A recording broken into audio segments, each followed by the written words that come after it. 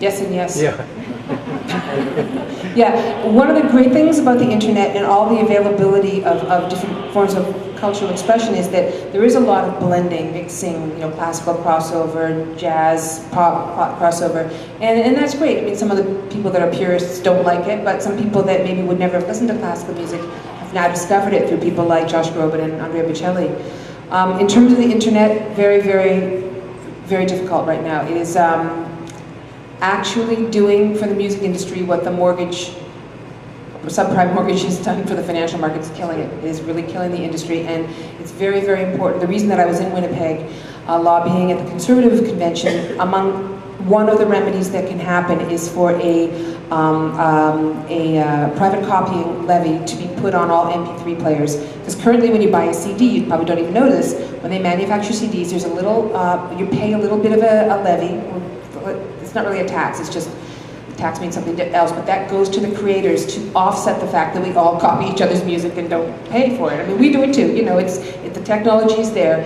I'm not arguing with that at all. We're not going to take away the most wonderful distribution system in the world, the internet, but what we have to do is to put a levy on some of the hardware that holds these songs, and the Conservative government really, really needs to pass that legislation that's coming before them this spring. And if any of you want to help us, I know it's really hard to be active, write your member of federal parliament and say, please, please, please put the private copying levy on MP3 players. That will really go a long way. There are people, our friends, our musician friends are working construction jobs. They're getting fired from the record companies. Like, it's really, really dire. We're very blessed that we have a place like this to come to tonight, but it's tough. Our daughter wants to be a songwriter, and we're sort of thinking, wow, I mean, there's no real way for a songwriter to make money.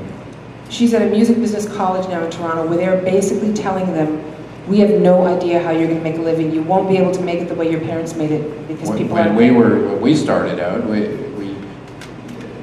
because there were CDs, you made a little bit. If you got a song on a CD, you would make a few cents for every sale, and you would get a royalty when your song got played on the radio, and that's how we lived. But the radio thing still exists, but CD is out the window, and downloading is kind of killed it. But it'll get sorted out. They'll monetize the internet, I think, in a few years, and it'll happen.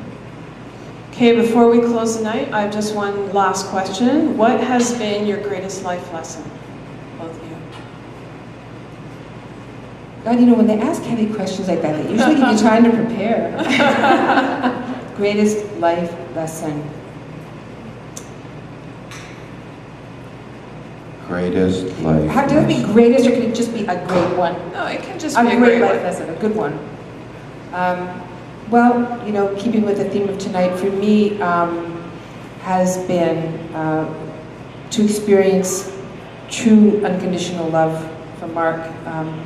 Has really taught me that is the way all creatures should love each other, and that was a gift and a great lesson that Marc gave me when he supported me when I was less than lovable. Well, I guess for me, I never really wanted to have children. I never thought about having children, and that was a deal breaker. So I thought no one would be a better mom than Amy, and I was right. And I have these two beautiful children now, and that is my, you know, I guess the lesson there is just to go beyond your comfort zone. And I guess it's that I didn't believe in myself. I didn't believe that I could be a good father, and so I had to get over myself and just let it be, just let it happen, because it's kind of enzymic when I get, for those of you who have children, you know what I'm talking about. There's a cellular conversation that happens between offspring and parent, and you have to let it happen, and it's been the most beautiful lesson that I've had in my life. Actually, you mentioned the song Soul on Soul. That sounds like a love song, but that's actually a song Marc wrote for our kids. And a funny story about Soul on Soul is that after my first record, Cool Rain, Marc wrote a song called Fall from Grace that Amanda Marshall recorded and she had a huge hit with. And on Cool Rain, I didn't record any of Marc's songs, and I was really jealous that she'd had that big hit, and I was like, why didn't I get a hit from Marc? So, honest to God, I started like sneaking into his studio and like listening to tapes of songs, and I came across Soul on Soul right after he wrote it. I went, that is a hit song. I'm recording that song. So we did it as a duet, and we were all set to do a video. It was going to be a single, and that damn Rod Stewart came along. With his tiny bum. And his record company said, if you put that song on as a single, Rod won't record it.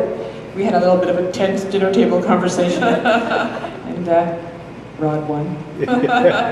Well, we thank you for your inspirational original music and wonderful singing voices, and also for all the songs that you've written for so many artists out there. And the list just goes on. Olivia Newton-John, Cher, Rod Stewart, Rock Voisine, I could go on and on and on. So thank you very much for coming. And I have something that you could perhaps make with the old cheeses. Wow. This is a cookbook that we actually published, and it's with different resort chefs in Ontario. So Fantastic. thank you so much. Thank you for coming.